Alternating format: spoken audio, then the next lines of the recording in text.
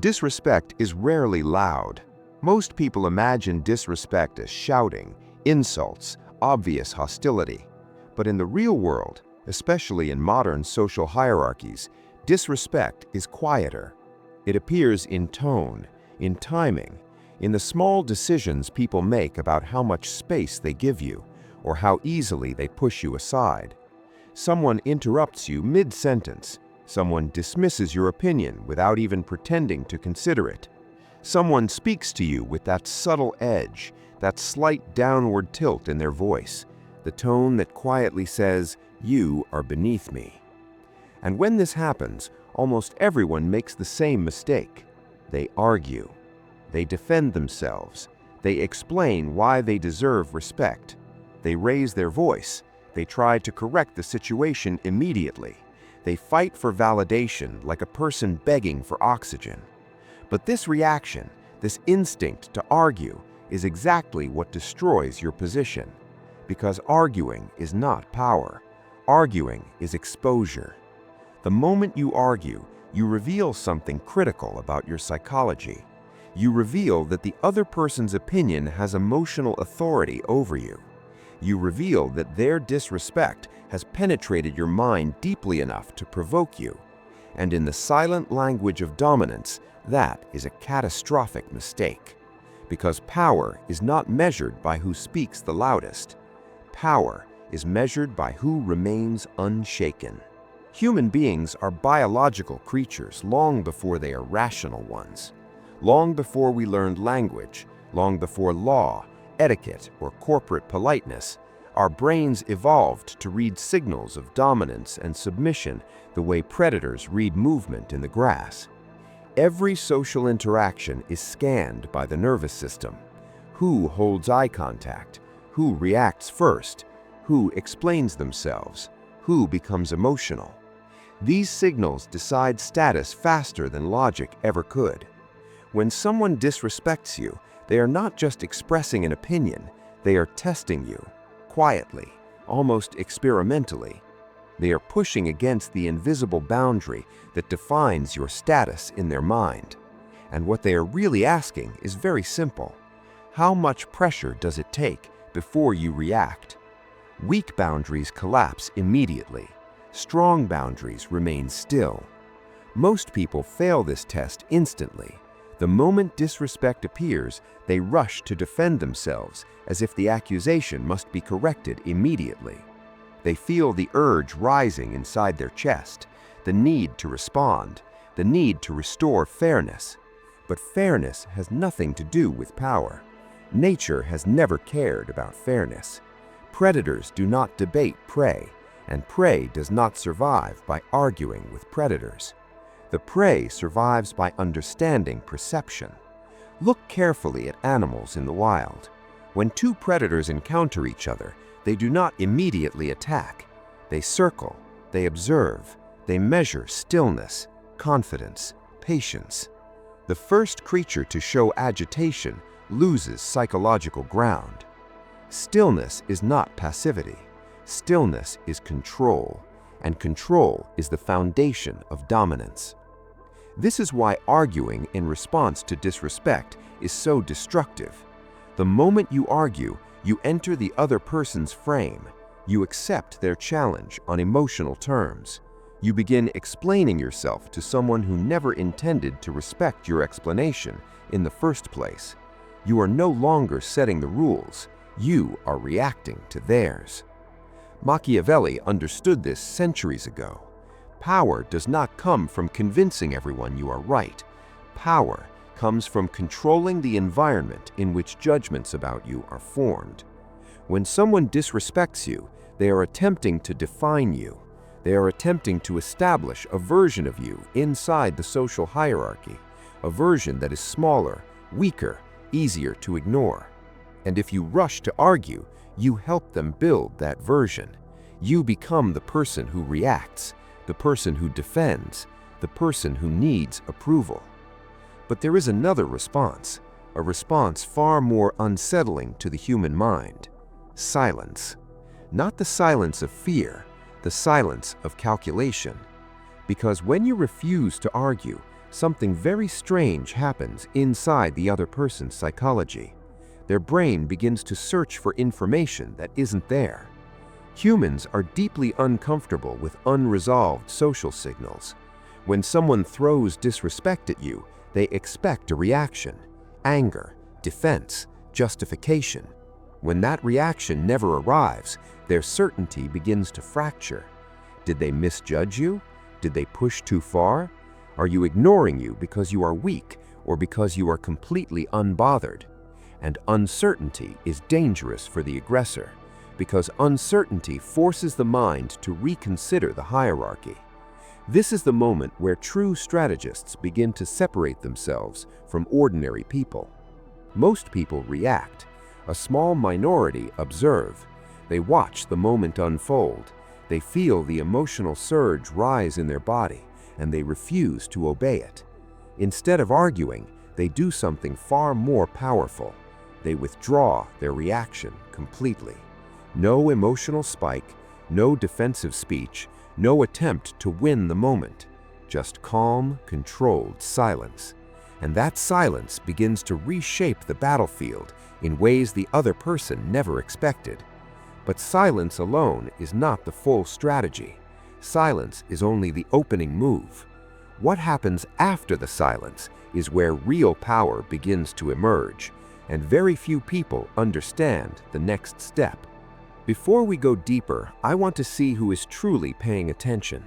If you already understand why reacting emotionally destroys your leverage, write this in the comments: I control my reactions. Because the people who understand this are already operating on a different psychological level than the crowd. Now the real question is this: when someone disrespects you and you refuse to argue, what do you do next? The silence unsettles them. At first, they assume you simply chose not to respond. Perhaps you were distracted. Perhaps you were intimidated. Perhaps you did not notice the slight in the first place. But then the moment stretches. Seconds pass. Their brain begins replaying the interaction. Humans are wired to read reactions the way sailors read wind. We constantly scan faces, posture, tone. We search for signals that tell us where we stand in the hierarchy. And when those signals are missing, the mind becomes restless. Because uncertainty is dangerous in social environments. In ancient tribes, misreading someone's status could lead to exile, humiliation, or violence. The human brain never forgot that risk. Even today, our nervous systems react to subtle power signals with primitive intensity. So when someone disrespects you and receives nothing in return, no anger, no defense, no emotional ripple, their mind starts asking questions it did not expect to ask. Did they even care? Did I miscalculate? Is this person ignoring me intentionally? And suddenly, the test they launched against you begins to reverse direction, because now you are the one creating uncertainty. Understand something important about human behavior.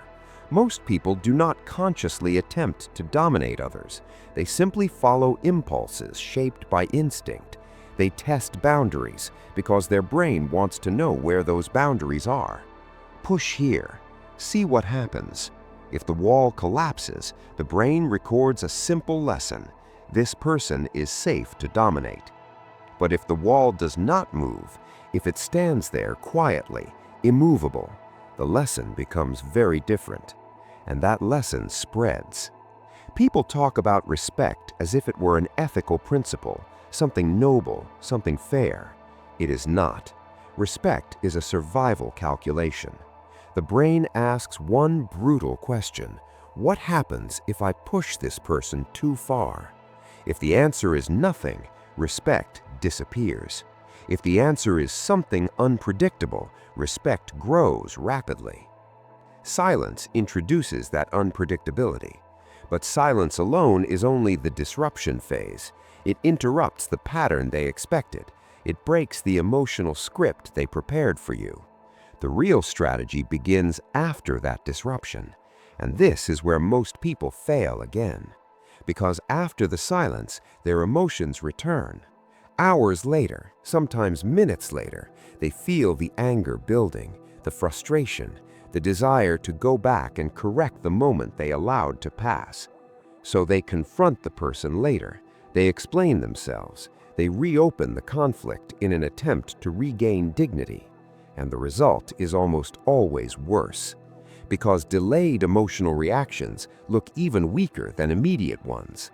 Now you appear wounded, now you appear obsessed with the insult. Now the other person knows the disrespect reached deep enough to echo inside your mind long after the interaction ended. You have handed them psychological leverage. The strategist never does this. The strategist understands that social dominance is not established through emotional correction. It is established through behavioral consequences.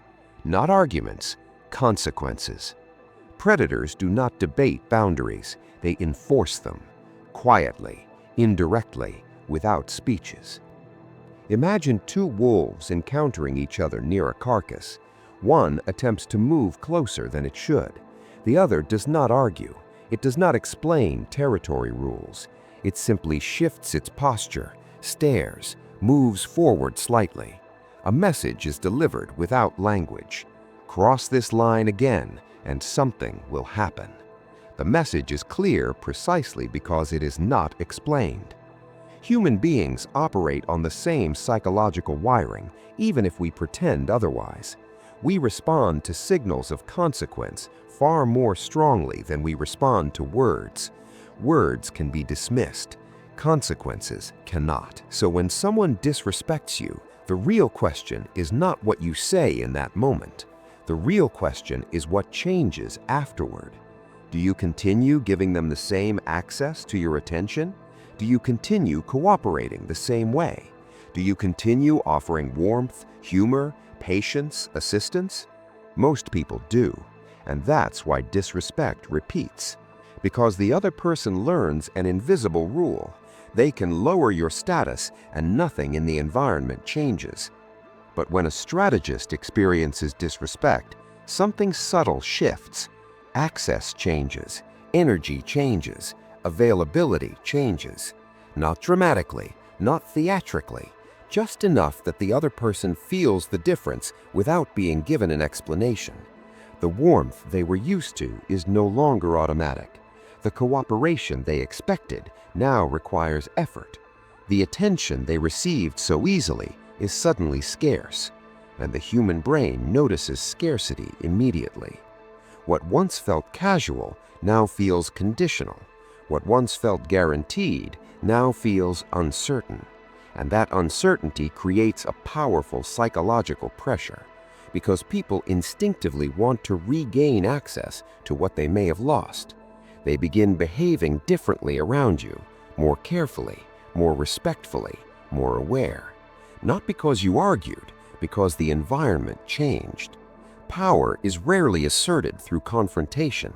It is asserted through controlled withdrawal, the removal of attention, the removal of emotional investment, the quiet repositioning of yourself outside their reach. And suddenly, the person who attempted to define you as small begins to reconsider that definition, not because you told them to, because their brain recalculated the cost. Now, I want you to think about your own life for a moment. How many times have people crossed subtle lines with you and nothing changed afterward? Same friendliness, same availability, same access to your time and energy. And if that's the pattern, then the brain of the other person has already learned something about you. It has learned that your boundaries are theoretical, that your reactions are temporary, that your presence carries no real consequences. But this can change the moment your behavior changes. So answer this honestly.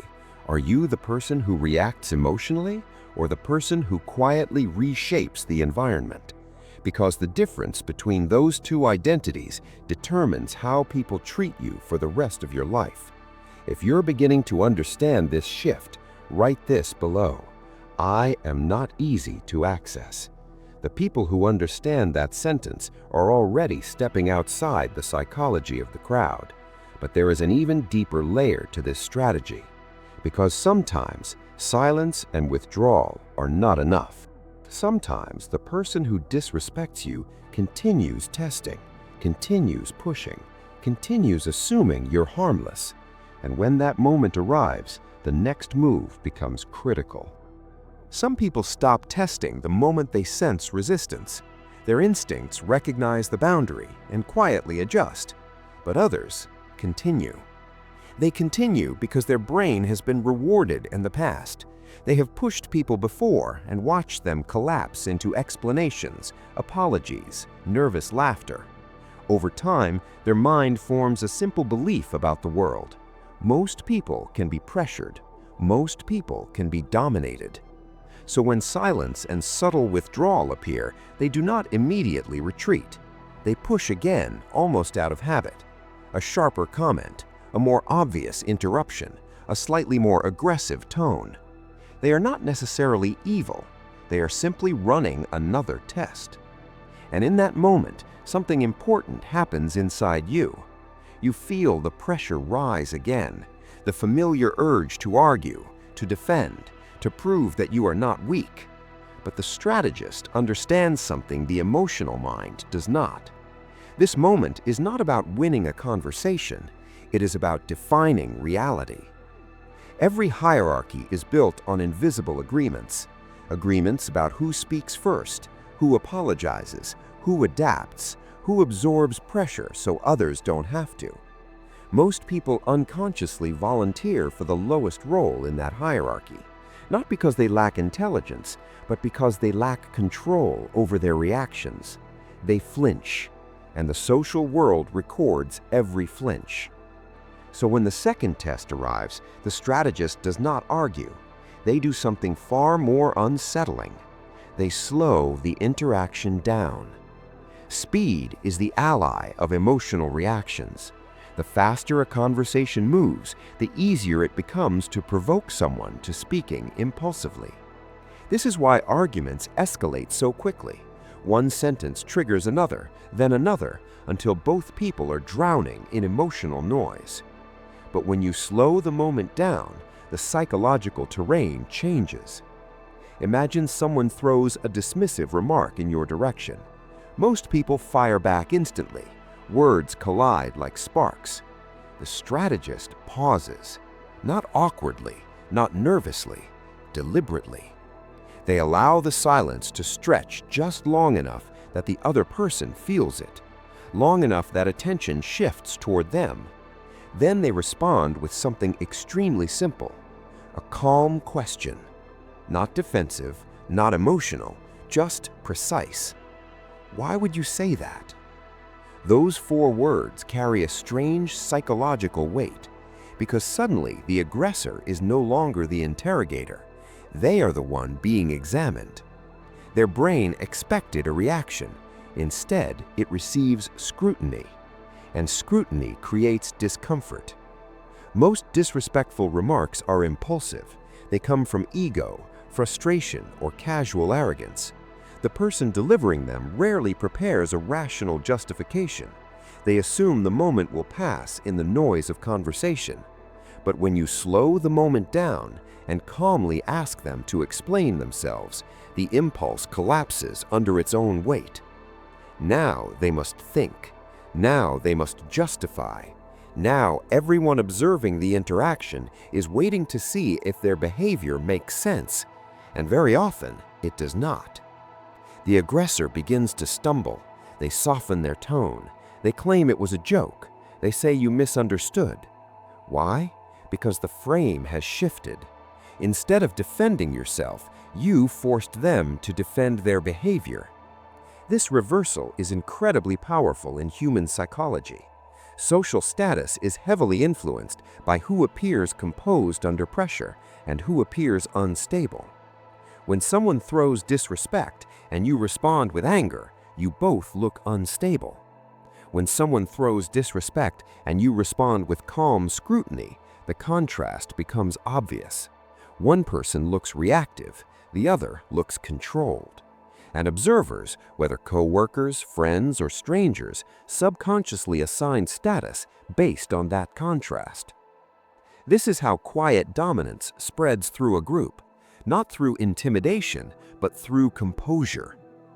However, there is a deeper layer to this technique that most people never notice. When you ask someone to explain their disrespect, you are not just challenging them, you are forcing them to look at themselves. Human beings are extremely sensitive to social reflection. We want to believe we are reasonable, fair, intelligent. When someone calmly exposes our behavior as irrational or unnecessary, the mind feels a subtle threat to its identity. So it rushes to repair the damage. Tone softens, posture adjusts, respect reappears, not because you demanded it, because their own mind pushed them toward it. This is the quiet brilliance of Machiavellian strategy. Instead of confronting people directly, you guide them into correcting themselves. But there is something important you must understand. This strategy only works if your composure is real, if your voice trembles, if your question sounds wounded, if your eyes reveal anger you are trying to hide. The illusion breaks immediately, because the human brain is extremely skilled at detecting micro-expressions, tension in the voice, tiny shifts in posture. So the power of this moment comes from genuine control, not fake calm, real calm. The kind that comes from understanding something deeply. The opinions of impulsive people are rarely worth reacting to. Once you truly accept that, your nervous system changes. You stop treating every slight as a threat. You stop rushing to defend your identity. And when someone does attempt to diminish you, your mind remains clear enough to choose the response that benefits you most. But there is still one final layer most people never reach. Because sometimes the goal is not simply to correct the disrespect. Sometimes the goal is to permanently redefine how people see you. And that transformation requires something even rarer than composure. It requires reputation. Reputation is the invisible armor most people never build. They move through life reacting to situations one by one, never realizing that every interaction is quietly shaping the way the world predicts their behavior. And prediction is everything in human hierarchies. People do not decide how to treat you in the moment. They decide how to treat the version of you they believe exists. That version is built slowly, through repeated signals, through patterns, through what people see happen when pressure appears. If someone believes you argue every time you are challenged, they will challenge you whenever it benefits them. If someone believes you collapse under pressure, they will apply pressure whenever they want something from you. But if someone believes that crossing you leads to subtle, unpredictable consequences, their behavior changes before the situation even begins. This is the level where real power lives. Machiavelli understood this better than most people ever will. Power was never about winning a single encounter.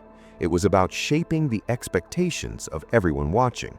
Because once expectations shift, the battles stop happening. Think about the people in your life who are rarely disrespected. Not the loud ones, not the ones who constantly assert dominance with aggression, the quiet ones. The ones who speak calmly, the ones who do not rush to fill silence, the ones whose reactions are difficult to predict. Those individuals often hold the highest psychological status in a group, not because they demand respect, but because people are unsure what happens if they don't give it. Uncertainty creates caution. Caution creates respect. This is why the strategy you've been hearing is not a one-time trick. It is a pattern you cultivate until it becomes part of your identity. Someone disrespects you. You do not argue. You remain composed. You allow silence to disrupt their expectations. If necessary, you slow the moment down and calmly question their behavior. And afterward, if the disrespect crossed a meaningful line, you quietly adjust their access to you. Not dramatically, not emotionally, just enough that the environment changes. One interaction like this creates curiosity. 2 create caution. 3. Create reputation. Eventually, people begin warning each other about you in subtle ways. Careful how you speak to them.